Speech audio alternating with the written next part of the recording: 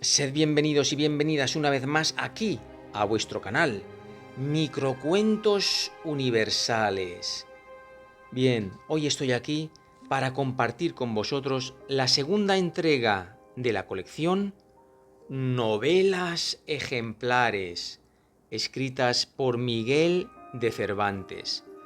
Bien, como todos sabéis, y si no lo sabéis yo os lo digo aquí y ahora, es que las novelas ejemplares están formadas por hasta 12 cuentos, 12 relatos, a cada cual más bonito, más sugerente, con más enseñanzas, más divertido. Sí, todos conocéis la mega obra de Miguel de Cervantes, El Quijote, pero estos cuentos no se le quedan a la zaga y son muy recomendables. Ya tenéis aquí subida al canal la primera entrega que la titulé, el cuento que os leí, que os traje fue El licenciado Vidriera. Aquí os dejaré el enlace en la descripción.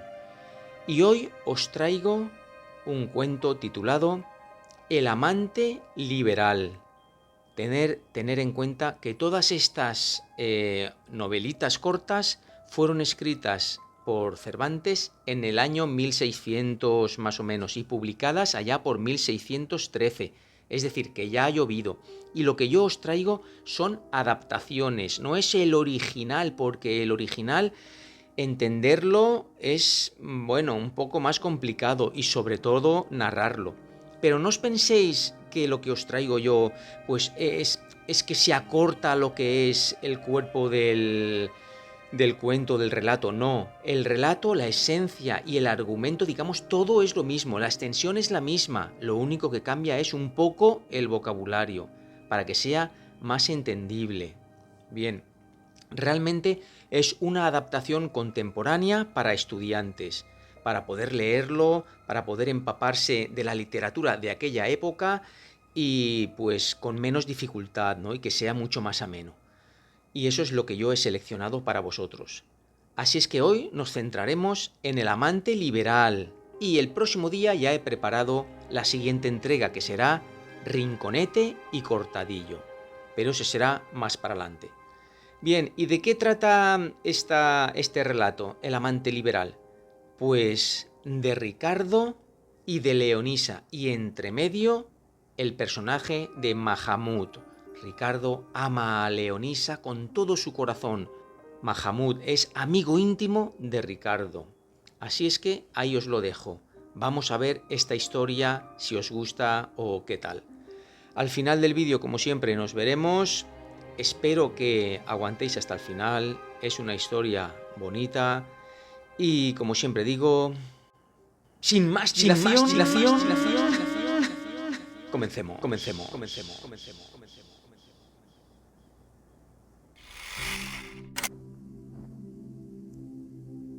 El amante liberal. Oh ruinas de la desdichada Nicosia, apenas se ha secado en estas piedras la sangre de vuestros valerosos y desafortunados defensores. Si pudierais hablar, lloraríamos juntos nuestras desgracias, y quizá así sería menor nuestro tormento. Vosotros, derribados torreones, os podéis ver levantados de nuevo, pero yo, aunque recobre la libertad, ¿qué bien puedo ya esperar? Es tal mi desdicha que en la libertad no logré la felicidad, y en el cautiverio ni la tengo ni la espero. Así decía para sí mismo un cautivo cristiano mirando desde un montecillo las murallas derribadas de la ya perdida Nicosia. Y en esto salió de una de las 4 tiendas que estaban puestas en aquella campaña un gallardo turco, se acercó al cristiano y le dijo: «Apostaría yo, Ricardo amigo, que te traen por estos lugares tus tristes pensamientos». «Así es», respondió Ricardo, «pero ¿de qué me aprovecha si no consigo descanso alguno en ellos, y al ver estas ruinas todavía ha aumentado mi dolor?» «Ay, los que vieron hace 2 años esta rica isla de Chipre tranquila y sosegada», dijo el turco, «con sus habitantes felices, y la ven ahora así, y a ellos desterrados o cautivos y miserables. Pero dejemos estas cosas, porque no tienen remedio, y vengamos a las tuyas, que espero que sí lo tengan. Pues nos hemos criado juntos y somos de una misma patria. Dime por qué estás tan triste, porque, aunque el cautiverio es una buena razón, me da la impresión de que tus desgracias arrancan de más atrás. Sé que tienes dinero para que los tuyos paguen tu rescate. Por tanto, si puedes esperar tu liberación, me imagino que tu pena tiene otra causa. Cuéntamela porque tal vez pueda ayudarte. Quizá para ello la fortuna me ha llevado a vestir este traje de turco que aborrezco. Ya sabes, Ricardo, que mi amo es el cadí de esta ciudad, que es lo mismo que ser su obispo. Sabes el poder que él tiene y lo mucho que yo influyo en él. Y sabes también las ganas que tengo de volver a ser cristiano, porque dejé de serlo por mi juventud y poco entendimiento. Te digo todo esto para que veas que mi amistad te puede ser de provecho, pero para poder ayudarte tengo que saber qué desdicha te entristece. Mi desdicha es tal, amigo Mahamud, que nadie puede ni remediarla ni tan siquiera aliviarla. Y para que veas que es así, te la contaré brevemente. Pero antes de entrar en el confuso laberinto de mis males, me gustaría saber por qué Hasan Bajá, mi amo, ha hecho plantar en esta campaña sus tiendas antes de entrar en Nicosia, de la que le han nombrado virrey. Es costumbre entre los turcos, le contestó Mahamud, que el nuevo virrey no entre en la ciudad antes de que su antecesor en el cargo salga de ella. Hasan Bajá ha estado acampado 4 días porque el virrey de Nicosia estaba enfermo, pero ya está mejor y saldrá hoy o mañana, y tu amo entrará entonces en la ciudad. Escucha pues, dijo Ricardo, que voy a hacer lo posible para contarte brevemente mi desventura, pero antes quiero preguntarte algo. ¿Conoces en nuestra ciudad de Trápana a una joven a la que todo el mundo consideraba la más hermosa mujer de toda Sicilia? ¿No sabes a quién me refiero? ¿Es que cuando vivías en Trápana no tenías ojos? Solo puedo decirte, Ricardo, que en Trápana la que tenía fama de ser la más bella era Leonisa, la hija de Rodolfo Florencio. Esa es, Mahamud, esa es, amigo mío, la causa de todo mi bien y de toda mi desventura. Esa es, y no la libertad perdida. Desde que tuve uso de razón, no solo la amé, sino que la adoré. Todo el mundo estaba enterado, y a sus padres no les parecía mal porque sabían que mi único deseo era casarme con ella. Y sé también que muchas veces se lo dijeron a la misma Leonisa, pero ella no tenía más ojos que para Cornelio.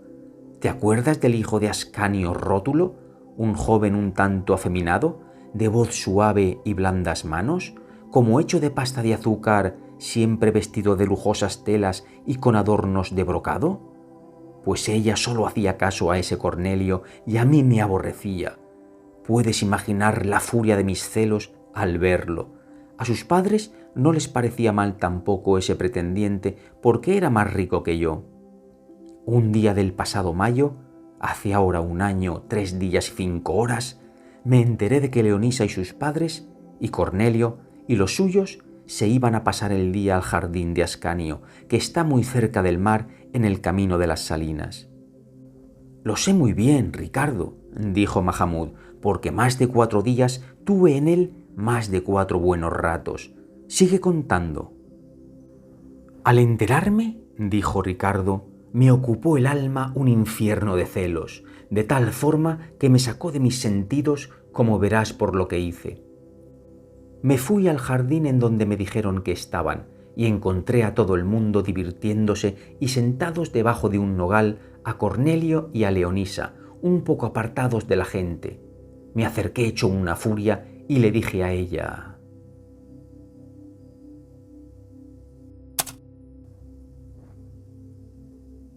«Contenta puedes estar, enemiga mortal de mi descanso, al tener con tanto gusto ante tus ojos la causa que hará que los míos lloren eternamente. Acércate, acércate un poco más y abrázalo. ¿Tú crees que este mozo arrogante, presumido, orgulloso de su riqueza y de su linaje, inexperto por sus pocos años, va a ser fiel en el amor? Ni lo pienses, porque él actuará como los que son como él. Será inconstante por joven, soberbio por rico, vanidoso por ser arrogante, y necio como los que suman todo esto.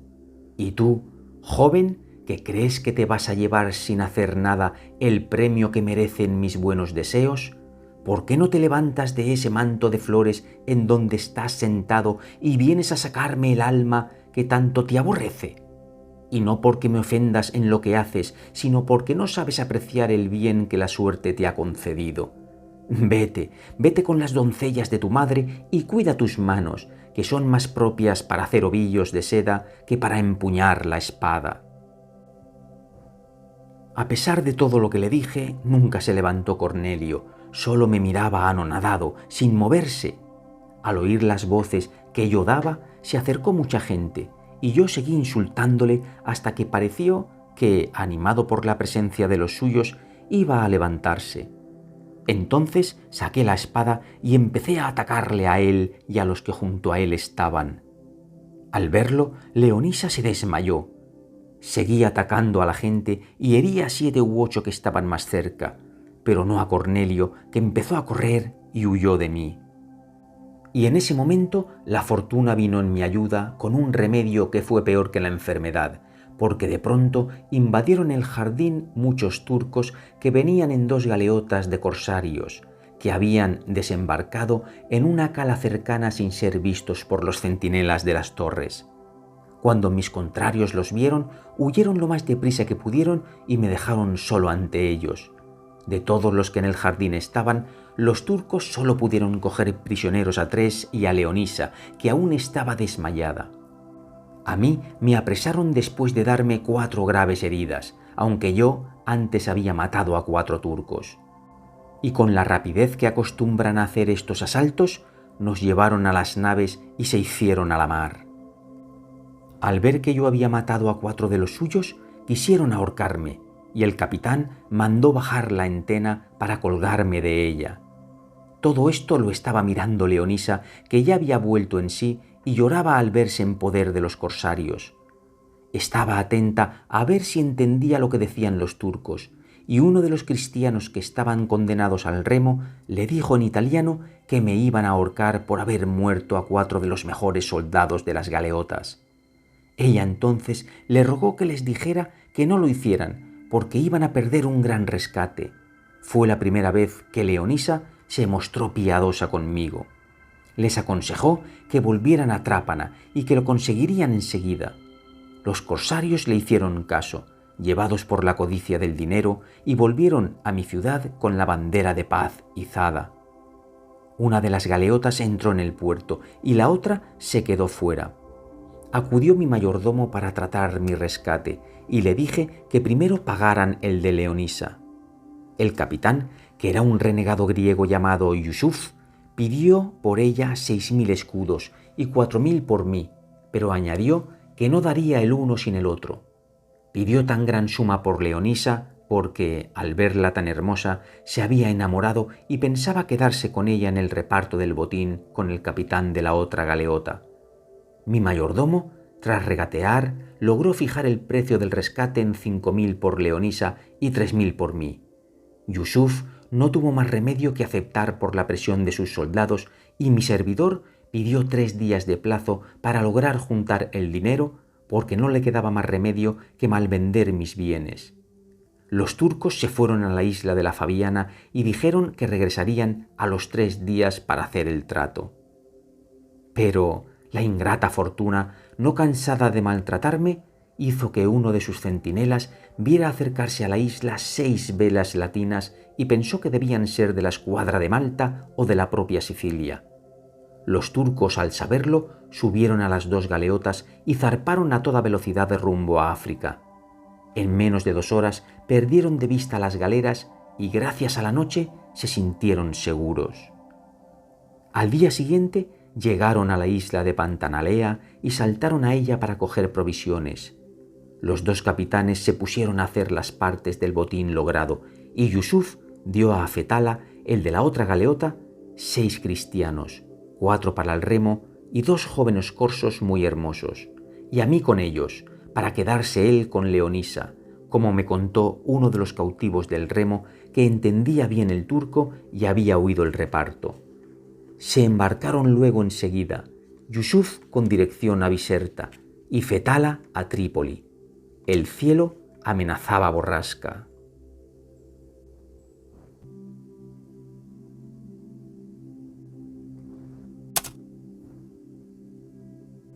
Estaba Leonisa en tierra, pero no en parte en que yo pudiera verla.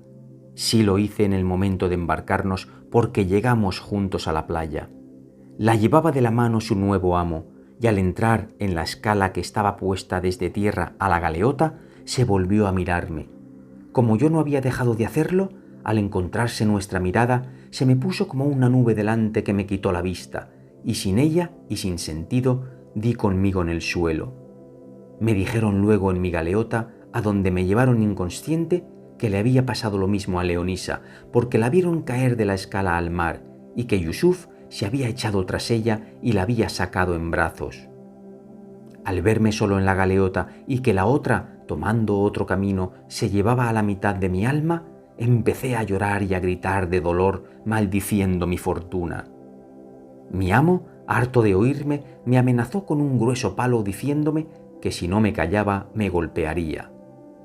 Callé porque mi llanto no lograba nada, pero todavía iba a sufrir una prueba más dura, porque en un instante estalló la borrasca que se anunciaba, y un fortísimo viento empezó a investirnos por la proa de tal forma que no hubo más remedio que dejar correr el barco por donde nos empujaba el viento. Nos llevó al mismo lugar de donde habíamos salido e íbamos directos a embestir contra unas rocas de la isla, cuando muy cerca vimos a la otra galeota que hacía los mismos esfuerzos que nosotros para no chocar con las peñas. O nos esforzamos más o pudimos más, pero la galeota de Leonisa se estrelló delante de nuestros ojos y se hizo pedazos. Empezaba a caer la noche y eran tales los gritos de los que se ahogaban y de los nuestros, que luchaban por no hacerlo, que no se oían las órdenes del capitán. Todos estaban espantados por la muerte cercana, menos yo, que la deseaba después de haber visto morir a mi amada. No mejoró nada al amanecer, porque sufrimos otra tormenta mayor que la pasada, pero nos dimos cuenta de que el viento nos había apartado de las peñas y habíamos llegado a una punta de la isla. Con nuevas fuerzas, todos los remeros lucharon para doblarla, y al cabo de 6 horas lo lograron, y entonces encontramos un mar más sosegado. Cuando querían acercarse a la isla para ver si quedaba alguien vivo del otro bajel, se embraveció de nuevo el viento y el capitán decidió abandonar el lugar y dirigirse al mar abierto aprovechando la fuerza de aquel. Voló la galeota de tal forma que en 3 días y 3 noches, pasando a vista de Trápana y de Palermo, embocó por el faro de Mesina y llegamos a Trípoli, a donde le dio a mi amo un dolor de costado tal que en 3 días lo llevó al infierno. Se repartió el botín que había conseguido entre el rey y el virrey de Trípoli, y yo le toqué a este, al que a los 15 días nombraron virrey de Chipre. Con él he venido aquí sin hacer nada para que me rescaten, como él mismo me dice, porque sabe que conseguiría mucho dinero al ser yo hombre principal, como le contaron los soldados de Fetala. Pero si quieres que te diga la verdad, Mahamud, no quiero volver a un lugar donde por alguna vía encuentre algo que me consuele. Y como los dolores o acaban ellos o lo hacen con la vida del que los tiene, los míos interminables no podrán más que poner fin a mi vida. Es esta, Mahamud, la causa de mis suspiros y de mis lágrimas. Leonisa murió y con ella mi esperanza, porque cuando vivía, aunque ésta se sostenía de un delgado cabello, todavía... Y en este todavía se le pegó la lengua al paladar, de manera que no pudo decir nada más mientras sin parar le caían lágrimas por las mejillas. Mahamud, que se emocionó un momento al ver así a su amigo, lo quiso consolar lo mejor que pudo. Ricardo, siempre tendrás en mí un amigo, y aunque te pese, no dejaré de hacer lo que te convenga. No hay en esta ciudad quien tenga más poder que mi amo, el cadí, porque ni tan siquiera el tuyo, el virrey, es tan poderoso. Y como yo tengo mucha influencia sobre mi patrón, puedo decirte que soy quien puede más en esta ciudad. Digo esto porque voy a intentar que pases a ser propiedad de mi amo y juntos ya veremos qué hacemos para mejorar nuestra vida. Yo te agradezco mucho tus palabras, Mahamud, aunque no creo que logres hacer nada en mi provecho. Pero dejemos ahora de hablar de esto y vamos a las tiendas porque veo que está saliendo de la ciudad mucha gente y seguro que es el antiguo virrey que la abandona para dejar entrar a mi amo. Así es, dijo Mahamud. Ven, Ricardo, y verás las ceremonias con que se reciben los dos. Y así lo hicieron, y vieron también cómo entraban a pedir justicia al cadí a aquellos que tenían causas pendientes. Mahamud llevó consigo al interior de la tienda de su amo a su amigo, al que, por ser esclavo de Hazán, dejaron entrar. Estaban en esto cuando entró un chauz, que es una especie de alguacil, a anunciar que estaba en la puerta de la tienda un judío que traía a una hermosísima cristiana para vender.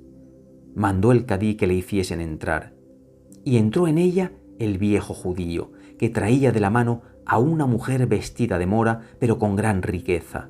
Tenía la cara cubierta con un tafetán carmesí y llevaba ajorcas de oro puro en los brazos y en los tobillos. El cadí, impresionado por la elegancia de la mujer, mandó al judío que descubriese el rostro de la cristiana, y así lo hizo. La belleza de la joven era tanta que deslumbró a todos los presentes. Era como el sol que aparece por entre cerradas nubes.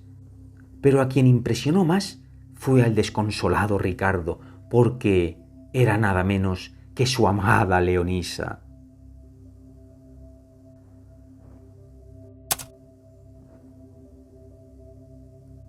Quedaron rendidos a tanta belleza 3 corazones, los de los 2 virreyes y el del cadí.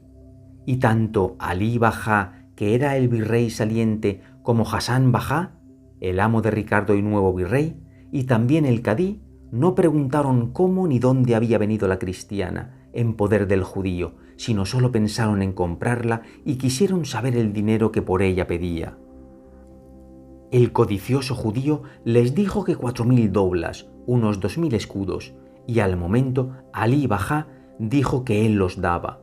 Pero Hazán Bajá dijo que también él los daba porque quería regalársela al gran señor de los turcos. Empezaron entonces los dos a discutir, porque ambos escondieron, tras esta excusa, el deseo de poseer a la bellísima esclava, y competían en su supuesto regalo al rey. Pero el cadí, que estaba atento a todo y le daba vueltas para ver cómo podría él quedarse con la esclava, dijo que él lo iba a solucionar todo. Tú dices, Alí, que quieres esta cristiana para el gran señor, y Hazán dice lo mismo. A mí me parece que si uno da 2.000 doblas y el otro tanto, la esclava será de los dos. Yo me ofrezco a guardarla y a encargarme de que el gran señor reciba en Constantinopla el regalo de los dos. No supieron cómo negarse a aceptar esa solución los dos enamorados turcos, y aunque a ninguno le gustó, la aceptaron y cada uno por su cuenta pensó que ya vería la forma de apoderarse de la hermosa esclava. El judío dijo que no entraba en ese precio el de los riquísimos vestidos y pidió 2.000 doblas más por ellos, porque en verdad eran muy lujosos. El cadí dijo entonces que él las pagaba a gusto para que la cristiana pudiese presentarse vestida con ellos delante del gran señor. Ricardo no sabía si estaba despierto o durmiendo al ser testigo de cómo vendían a su Leonisa, a su alma. Haber encontrado a su amada para perderla de nuevo de esa forma. Se acercó a su amigo Mahamud y le dijo: ¿No la conoces, amigo? No, contestó Mahamud. Es Leonisa. ¿Qué es lo que dices, Ricardo? Lo que has oído. Pues calla y no la descubras, dijo Mahamud, que todo se va arreglando porque se queda en poder de mi amo. ¿Te parece que me ponga en un lugar donde pueda ella verme? No, porque es mejor que no la sobresaltes y empiecen ellos a sospechar que os conocéis. Haré lo que me dices, dijo Ricardo. Y así anduvo evitando que sus ojos se encontraran con los de Leonisa, que los tenía todo el rato fijos en el suelo, derramando algunas lágrimas. Se acercó a ella el cadí y cogiéndola de la mano se la dio a Mahamud para que la llevase a la ciudad y la entregase a su señora Halima, diciéndole que la tratase como a esclava del gran señor. Así lo hizo Mahamud y dejó solo a Ricardo, que con los ojos fue siguiendo a su estrella hasta que los muros de Nicosia la taparon.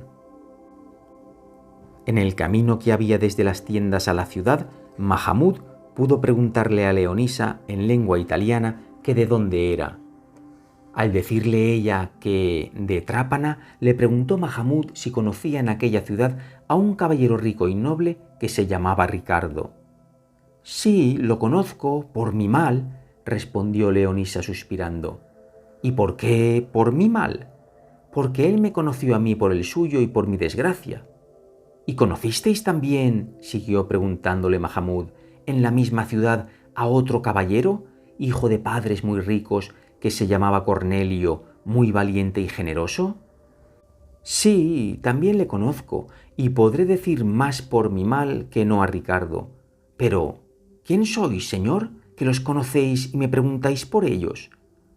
«Soy», dijo Mahamud, «natural de Palermo, y este traje con el que me ves no es el que yo solía llevar. Los conozco a los dos porque no hace muchos días que ambos estuvieron en mi poder.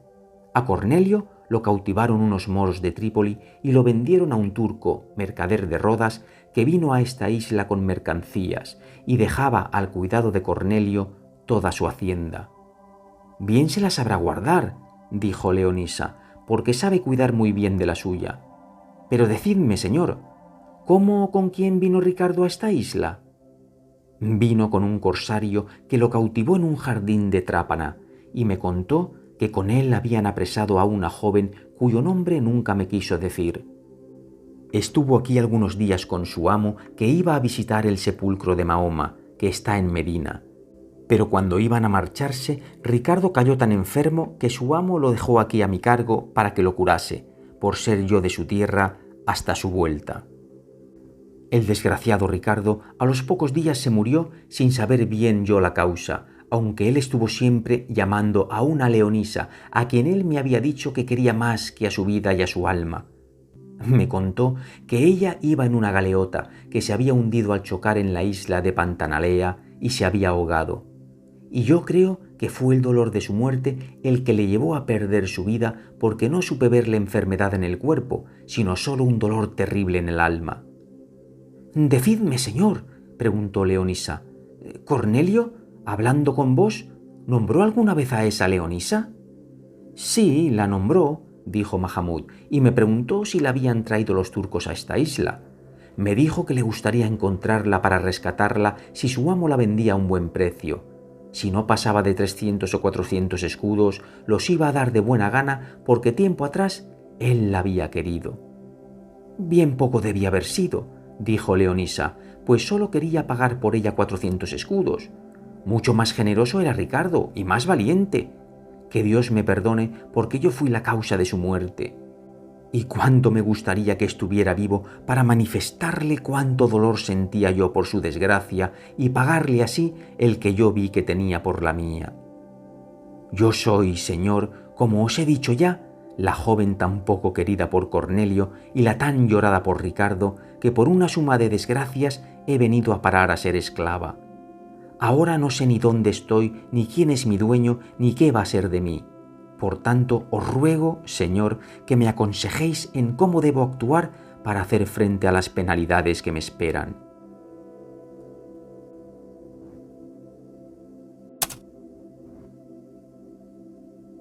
Mahamud le dijo que así lo haría, que ella estaba ahora en poder del cadí, que era su amo, pero que él confiaba en poder impedir que la llevaran a Constantinopla para regalarla al gran turco Selín, que le aconsejaba que se llevara bien con Halima, la mujer del cadí, a quien él iba a entregarla, y le habló de cómo era, de su carácter, para que pudiera lograrlo. El joven entregó a Leonisa a Halima y regresó a las tiendas a contar a Ricardo lo que le había pasado con su amada. Le narró también el embuste que había inventado sobre su muerte y sobre el cautiverio de Cornelio, y le dijo que lo había hecho para ver cómo reaccionaba ella y así conocer sus sentimientos. Todo esto animó muchísimo a Ricardo y le dijo a su amigo que ahora tenían que evitar que el cadí mandara a Leonisa al gran señor. «Lo primero que hay que conseguir», dijo Mahamud, «es que tú vengas a poder de mi amo, porque después de hacer esto veremos qué es lo que más nos conviene hacer». Y no pudieron seguir hablando porque vino el guardián de los cautivos cristianos de Hazán y se llevó a Ricardo. No le costó mucho a Mahamud lograr que Ricardo fuera a poder de su amo, solo que el joven cambió su nombre por el de Mario para que no llegara el suyo a los oídos de Leonisa antes de que él pudiera verla. Sucedió que un día la señora Halima vio a su esclavo Mario, y tan visto y tan mirado fue que se le quedó grabado en el corazón y fijo en la memoria. Borró de su alma a su anciano marido y puso a Mario en su lugar. Como quería ya mucho a Leonisa, por su discreción e inteligencia, le confesó su afición por el guapo esclavo cristiano, que era un caballero de la misma tierra que Mahamud, y le pidió que le ayudara a que él conociera sus sentimientos. La joven le preguntó cómo se llamaba, y al saber que su nombre era Mario, le dijo: «Si fuera él caballero y de Trápana, yo lo conocería, pero no hay nadie así que se llame Mario. Pero haz, señora, que yo lo vea y le hable, que yo le diré quién es y qué puedes esperar de él». «Así lo haré», dijo Halima. «El viernes, cuando el cadí esté en la mezquita, le haré entrar acá dentro, donde le podrás hablar a solas». No habían pasado 2 horas cuando el cadí llamó a Mahamud y a Mario y les confesó cómo estaba su viejo pecho enamorado de la esclava Leonisa, y les pidió ayuda para que fuera suya y no tuviera que entregarla al gran turco. Decidieron que fuera Mario, por ser de su tierra y de su religión, el que hablara con ella y tratara de conseguir lo que ansiaba el viejo cadí, y le dijeron al anciano que la mejor manera de evitar entregarla al gran turco era decir que se había muerto. Se puso tan contento el viejo cadí que les prometió a los dos que si lo lograba les daría la libertad y mucho dinero. Si fue él generoso en sus promesas, mucho más lo fueron sus cautivos, porque le aseguraron que alcanzaría la luna, es decir, a la hermosa Leonisa, si Mario lograba hablar con ella.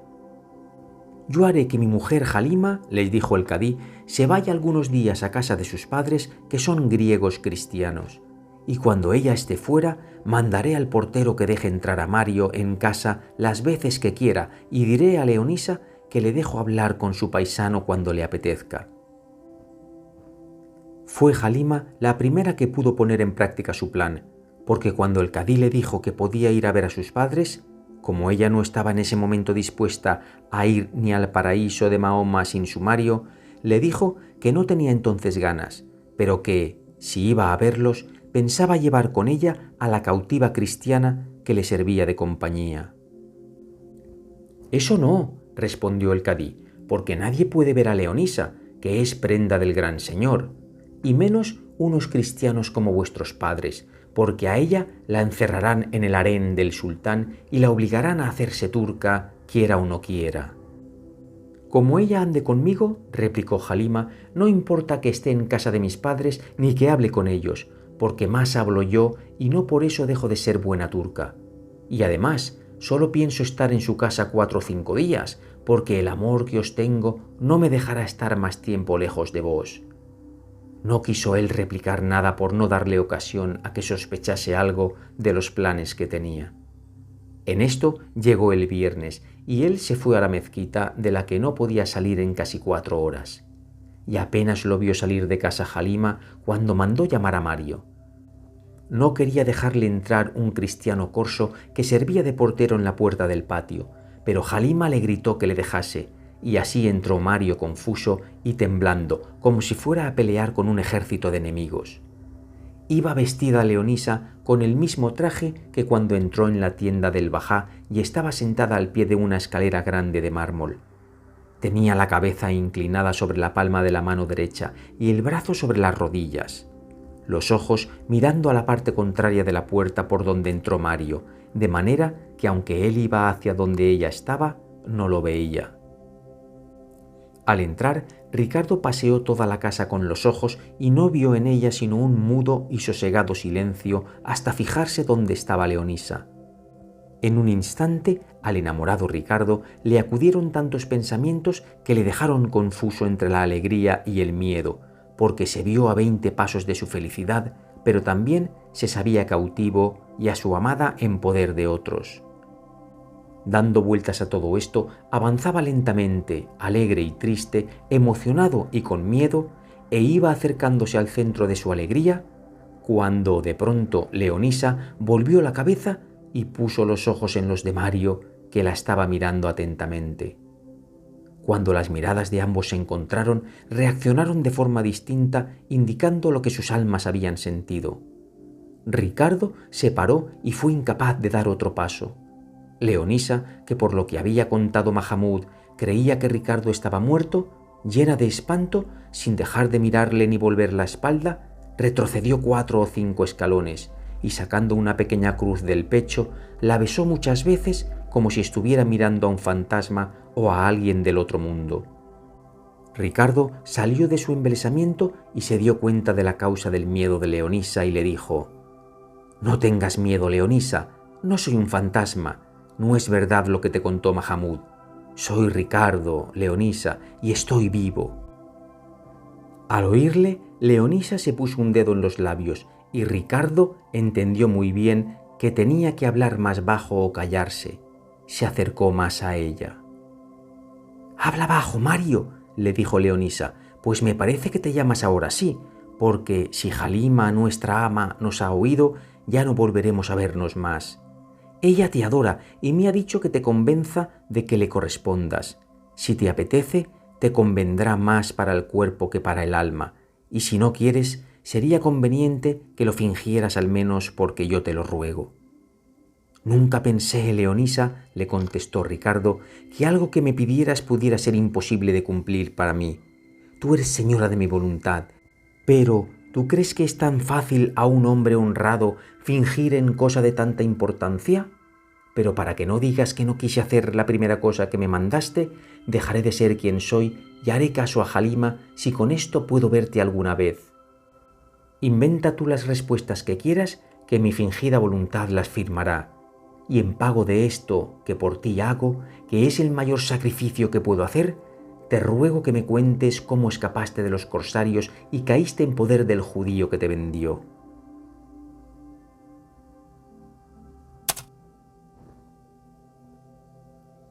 «Mis desgracias no pueden contarse tan rápidamente», respondió Leonisa, «pero te haré un resumen. Quizá desde tu galeota pudiste ver que la de Yusuf chocó contra las rocas de la isla de Pantanalea. Al darse cuenta él de que no podía evitarlo, vació 2 barriles que estaban llenos de agua, los ató con cuerdas y me puso a mí entre los 2. Luego, él se ató con un cordel a otro barril y con la misma cuerda ató también mis barriles y se echó al mar arrastrándome con él. Otro turco me echó al mar porque yo no tuve ánimo para hacerlo y perdí el sentido. Al volver en mí, estaba en tierra junto a 2 turcos que me tenían puesta boca abajo para que sacara el agua de mar que había bebido. Junto a mí vi a Yusuf con la cabeza destrozada. Los turcos me dijeron que había dado contra las rocas y que ellos, tirando de la cuerda, me habían sacado a tierra casi ahogada.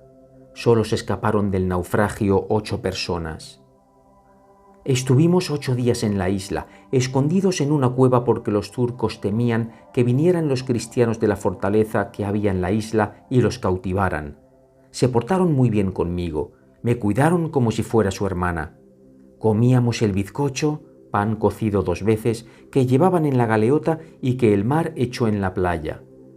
A los 8 días llegó a la costa un caramuzal, una embarcación de carga de los turcos, y ellos al verla hicieron señas pidiendo ayuda.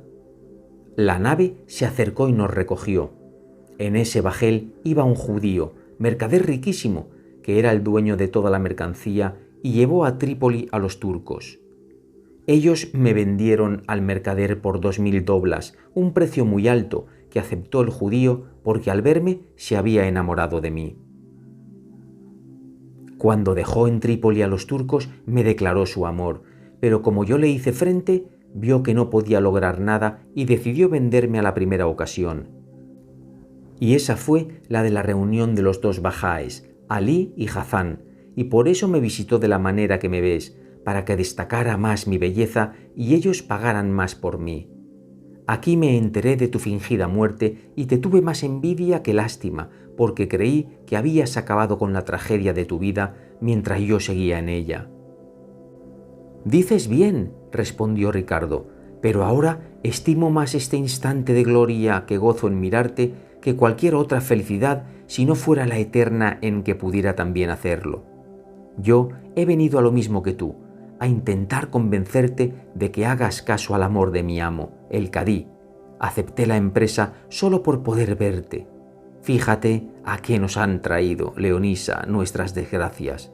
A ti a ser intermediaria de un imposible, y a mí a serlo de algo por lo que daré la vida por no conseguirlo. No sé cómo vamos a salir de este laberinto, Ricardo, dijo Leonisa. Lo único que veo es que tenemos que fingir y engañar. Yo le diría a Halima palabras que la entretengan y no la desesperen, y tú di al Cadí lo que te parezca que conviene para tenerle a él engañado y a mi honor seguro. Hablarnos será fácil y hacerlo me dará mucho gusto mientras tú nunca me menciones tu amor, porque pensar que vas a lograr de mí, por estar cautiva, lo que no conseguiste libre, es apreciarme muy poco. La verdad es que siempre te tuve, Ricardo, por presumido y arrogante, y ahora veo que me engañé, y por el momento basta que sepas esto. Pero vete ya, que tengo miedo de que Halima nos haya escuchado porque entiende algo nuestra lengua. Dices muy bien, señora, respondió Ricardo, y te agradezco mucho que me hayas desengañado, lo mismo que el favor inmenso que me haces al dejar que te vea. Así verás lo humilde que soy en adorarte y borrarás aquella mala impresión de mí. En lo que toca a entretener al Cadí, no te preocupes, que yo sabré hacerlo. Haz tú lo mismo con Halima, y quiero que sepas que desde que te he visto ha renacido en mí la esperanza de que pronto vamos a lograr la ansiada libertad. Y con esto quédate con Dios, que otro día te contaré lo que me pasó desde que nos separamos. Y así se despidieron muy contentos los dos. Leonisa porque descubrió a un humilde Ricardo, y él por haber oído palabras amables de ella. La joven fue a ver a su ama y le dio esperanzas de que Mario iba a hacer todo lo que ella le pidiera, pero que tenía que dejar pasar 2 lunes, plazo necesario para las oraciones que hacía a Dios para lograr la libertad. Aceptó Halima la excusa, aunque ella le hubiera dado la libertad si él hubiese accedido a sus deseos, y le dijo a Leonisa que ella estaría dispuesta a pagar lo que el Cadí pidiera por el rescate de Mario. Ricardo, antes de hablar con su amo, lo hizo con Mahamud para ver qué tenía que contestarle. Decidieron los dos decirle que Leonisa no estaba dispuesta a hacerle caso y que lo mejor era llevarla lo antes posible a Constantinopla y en el camino, por grado o por fuerza, él alcanzaría lo que deseaba.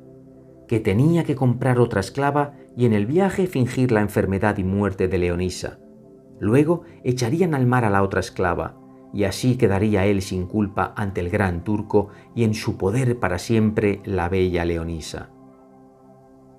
El anciano Cadí estaba tan ciego por el amor de Leonisa que aunque le hubieran dicho otros 1000 disparates, los hubiera creído. Y además, lo que le habían dicho le parecía muy acertado. Lo que sucedía es que la intención de los 2 consejeros era apoderarse del bajel y acabar con la vida del Cadí. El viejo vio una nueva dificultad, que su mujer, Halima, querría que la llevara con él, pero enseguida encontró la solución porque pensó que ella desempeñaría el papel que querían darle a la esclava y así además se libraría de ella. Mahamud y Ricardo aplaudieron su idea. El Cadí contó enseguida a su mujer su decisión de ir a Constantinopla a entregar a la esclava al gran señor porque confiaba que así le haría gran Cadí del Cairo o de Constantinopla. A Halima le pareció todo muy bien pensando que iba a dejar en casa a Mario. Pero al enterarse de que éste y Mahamud le acompañaban, le dijo a su marido que no dejaría que se fuera a menos que permitiese que ella se embarcara también. El Cadí vio que todo iba saliendo como él había planeado. Y como Hazán Bajá no dejaba de pedirle la entrega de la esclava, ofreciéndole montañas de oro, le había ya dado a su esclavo Mario de balde, el anciano se apresuró a organizar la expedición. En 20 días tuvo preparado un gran barco con remeros turcos y cristianos y embarcó en él toda su riqueza. Halima hizo lo mismo y además le pidió que le dejara llevar con ella a sus padres para que vieran Constantinopla. Su intención era la misma que la de Mahamud: hacerse, gracias a él y a Mario, con el control de la nave, y luego irse a tierra de cristianos y casarse con su amado, porque estaba segura de que rica y cristiana, él no iba a rechazarla. Ricardo pudo hablar otra vez con Leonisa y le contó lo que pensaban hacer, y ella le dijo lo que le había confesado Halima. Decidieron callar y esperar al día de la partida. Cuando llegó Hazán los acompañó hasta el puerto con sus soldados y no se marchó hasta que se hicieron a la vela, y parecía que el aire de los suspiros del enamorado moro empujaba con mayor fuerza las velas que le separaban de su amada. Pero él también había maquinado algo. En otro puerto había hecho armar un barco aún mayor y puso en él a 50 soldados fieles y les ordenó que salieran al encuentro del bajel del Cadí y lo tomaran, apoderándose de las riquezas y sobre todo de la esclava Leonisa. A todos los demás tenían que pasarlos a cuchillo para que no quedaran testigos y además les dijo que hundieran el barco. Les prometió repartir con ellos el botín.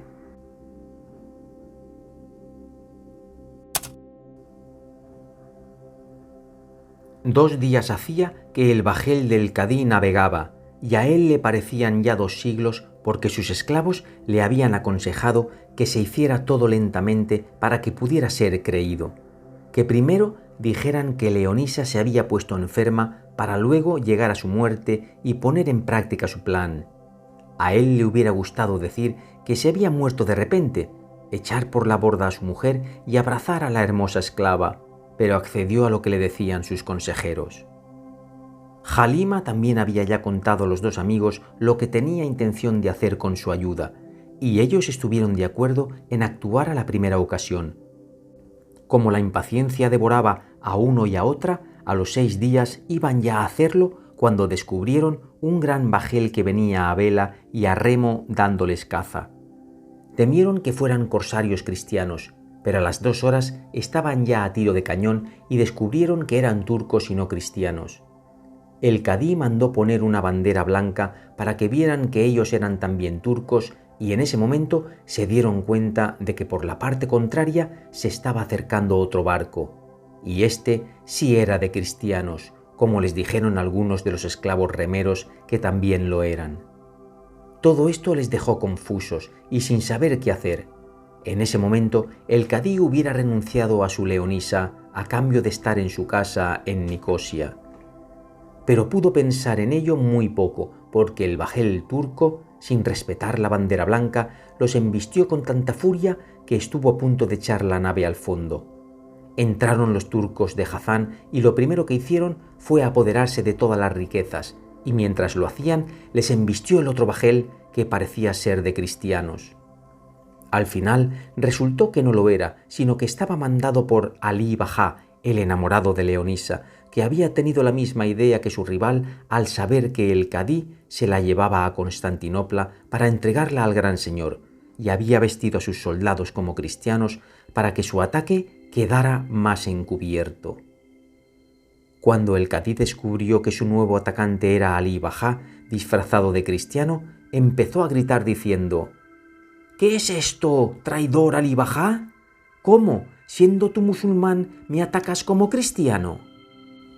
«¿Y vosotros, traidores soldados de Hazán?», les dijo a los que también había reconocido. «¿Qué demonio os ha movido a hacer tal barbaridad como es atacarme a mí, a vuestro cadí?» A estas palabras dejaron todos las armas y se miraron unos a otros y se reconocieron porque todos habían sido soldados de un mismo capitán y militado bajo una misma bandera. Pero Alí, cerrando ojos y oídos a todo, atacó al cadí y le dio tal cuchillada en la cabeza que si no llega a ser por su turbante, se la parte por la mitad. pero con todo lo derribó entre los bancos del bajel. Al caer, dijo el cadí: «Cruel enemigo del profeta, ¿es posible que no haya nadie que castigue tu insolencia y traición? ¿Cómo, maldito, te has atrevido a atacar a tu cadí y ministro de Mahoma?» Al oír estas palabras, los soldados de Hazán, con miedo de que los soldados de Alí les quitasen la presa, que ya tenían por suya, los atacaron con tanta violencia que dejaron a muy pocos vivos. Pero éstos cogieron fuerzas renovadas y acabaron casi también con todos ellos. Ricardo y Mahamud, escondidos, de cuando en cuando sacaban la cabeza por la puerta del camarote de proa para ver en qué paraba todo.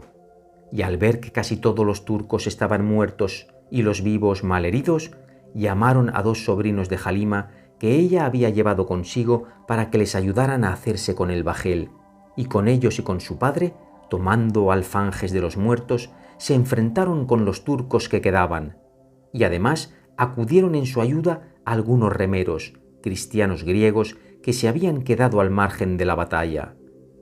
Les fue fácil acabar con todos, y luego pasaron a la galeota de Alí, que estaba sin defensa porque un turco había matado al propio Alí Bajá en venganza del cadí, y la rindieron y se apoderaron de todo lo que en ella había. Después pasaron todas las riquezas a esta galeota porque era la mayor, y sus remeros eran cristianos. Como Ricardo les dio la libertad y les repartió riquezas, se ofrecieron a llevarle hasta Trápana y hasta el fin del mundo, si hubiera querido. Mahamud y Ricardo le dijeron entonces a Halima que si quería volver a Chipre, le armarían su mismo bajel y le darían la mitad de las riquezas que habían embarcado. Pero ella dijo que quería ir con ellos a tierra de cristianos y sus padres se pusieron muy contentos de su decisión. Mientras tanto, el cadí recobró el sentido. Le curaron y le dijeron que escogiera entre ir con ellos a tierra de cristianos o volverse en su mismo bajel a Nicosia. Y él, dándoles las gracias por devolverle la libertad, dijo que quería ir a Constantinopla a quejarse al gran turco por lo que le habían hecho Hazán y Alí. Pero cuando supo que Halima quería volverse cristiana, estuvo a punto de perder el juicio. Antes de irse, pidió una última cosa: que Leonisa le pusiera las manos sobre la cabeza herida para que sanara antes, y así lo hizo ella a ruegos de todos. Hundieron el bajel de Hazán, desplegaron las velas, que un viento de levante hinchó al momento, y al poco rato perdieron de vista al bajel del cadí, que se quedó mirando, con lágrimas en los ojos, cómo se llevaban los vientos sus riquezas, a su mujer y su alma. Fue tan rápida la navegación que en 5 días tuvieron a la vista la amada patria, porque una de las mayores alegrías que se puede tener en esta vida es llegar, después de un largo cautiverio, sano y salvo a la patria. Ricardo hizo adornar la galeota con banderas de seda de diversos colores, que encontraron en una caja, y mandó que se fuera acercando al puerto. Le pidió a Leonisa que se pusiera el lujoso vestido con que entró en la tienda de los bajáes. Él y Mahamud se vistieron también como turcos, y lo mismo mandó que hicieran los remeros con los vestidos de los turcos muertos. Eran las 8 de una mañana clara y serena cuando llegaron a puerto. Antes de entrar en él, Ricardo hizo disparar los cañones de la galeota en señal de saludo, y la ciudad respondió de la misma forma. Estaba la gente confusa esperando que llegara aquel bajel tan adornado que saludaba así, pero cuando vieron que eran turcos los que iban en él, quedaron temerosos y desconcertados, de tal forma que cogieron las armas para responder a un supuesto ataque. Pero no fue así, sino todo lo contrario, porque al llegar a tierra y arrojar la plancha, salieron todos como en procesión, y uno tras otro besaban la tierra llorando de alegría, con lo que se dieron cuenta los de Trápana que eran cristianos. La última en bajar fue la hermosa Leonisa, cubierto el rostro con un velo carmesí, acompañada por Ricardo y Mahamud. Llegó a recibirles el gobernador de la ciudad, quien al reconocer a Ricardo lo abrazó contentísimo. Y enseguida llegaron los padres de Leonisa, Cornelio con los suyos y todos los parientes de Ricardo, porque todos ellos eran la gente más principal de la ciudad. Ricardo cogió de la mano a Cornelio, que al conocerlo se quedó pálido y casi se puso a temblar, y con la otra a Leonisa, que aún no había descubierto su rostro. Luego se dirigió a todo el mundo diciendo: «Os ruego, señores, que antes de que entremos en la ciudad, para ir a dar gracias a Dios por estar aquí sanos y salvos, me escuchéis lo que quiero deciros». El gobernador le dijo que así lo harían todos y la gente lo rodeó para escucharle. «Todos os acordaréis, señores, de la desgracia que nos pasó hace un tiempo en el jardín de las Salinas a Leonisa y a mí. Sabréis también cómo yo intenté rescatarla con mi dinero antes que a mí mismo, y esto no era generosidad mía, porque ella es mi alma. No os voy a contar todo lo que nos ha pasado desde entonces, porque necesita más tiempo y otro lugar, sino solo deciros que después de muchos extraños sucesos, el piadoso cielo nos ha devuelto a nuestra deseada patria con muchísima alegría y riquezas. Estoy junto a mi dulce enemiga, a quien ofrecí toda mi hacienda para lograr su libertad. Le di mi alma en mis deseos, arriesgué mi vida por conseguir su libertad, más anhelada que la mía. Y todo esto se lo ofrezco con muchísimo gusto, sin pedirle nada, y más aún se la ofrezco a quien parece que ella eligió, a Cornelio». Al decir esto, con la mano quitó el velo que tapaba el rostro de Leonisa y siguió diciendo esta vez a Cornelio: «Cornelio, aquí te entrego la prenda que tú debes estimar sobre todas las cosas que son dignas de estimarse. Y a ti, Leonisa, yo te doy a la persona que tú siempre has tenido en la memoria. Esta sí quiero que se tenga por generosidad mía, por ejemplo de liberalidad. Os voy a regalar a los dos la parte que me toca del botín, que pasará de 30.000 escudos. Yo no los quiero para nada, porque sin Leonisa quedo tan infeliz que no me importa ser pobre porque me sobra hasta la vida». Y calló un momento, pero enseguida siguió diciendo: «Válgame Dios, no me he dado cuenta de que por mostrarme liberal, generoso, doy lo que no es mío. Yo no puedo dar a Leonisa a otro porque ella no es mía, sino suya y muy suya. Así que de lo dicho me desdigo y no doy nada a Cornelio porque no puedo. Solo confirmo el darle a ella mis riquezas y mi alma». Al callarse Ricardo, Leonisa le respondió así: «Ricardo, si tú crees que yo trataba con deferencia a Cornelio, lo hice por dar gusto a mis padres, pero quiero que sepas que nunca le quise como esposo y que siempre fui mía sin estar sujeta más que a mis padres, a quienes ahora suplico que me den permiso y libertad para disponer de la que me han dado tu valor y generosidad». Sus padres le dijeron que se los daban porque confiaban plenamente en su prudencia y discreción. «Pues con este permiso», siguió diciendo Leonisa, «quiero decirte, Ricardo, que mi voluntad, que hasta ahora estaba perpleja, sin saber qué decisión tomar, ahora te elige a ti como a mi esposo. Tuya soy, Ricardo, y tuya seré hasta la muerte».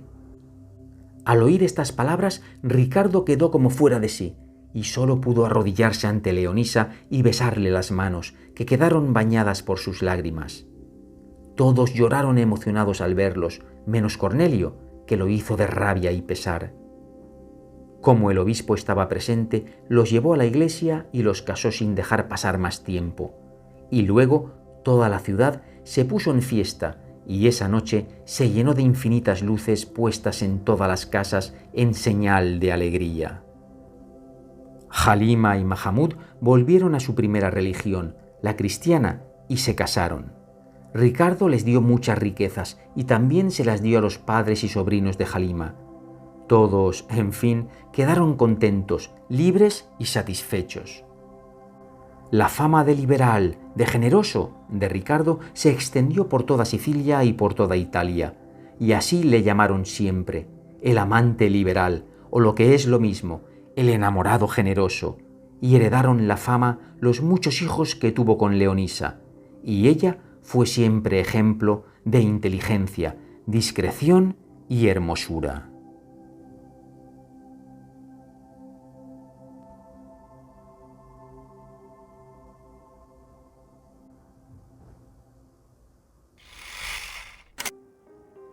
Queridos oyentes de Microcuentos Universales, hasta aquí este relato, pero no os vayáis, vamos a hablar un poquito, a ver, ¿qué os ha parecido? Dejadme aquí en los comentarios, por favor, lo que os haya parecido este relato, las enseñanzas que vosotros podéis extraer de él. Yo tengo dos grandes enseñanzas. Primera, la amistad. Es un relato que nos habla sobre la amistad entre Ricardo y Mahamud, una amistad muy sólida. Y segunda, el amor por elección y no por obligación.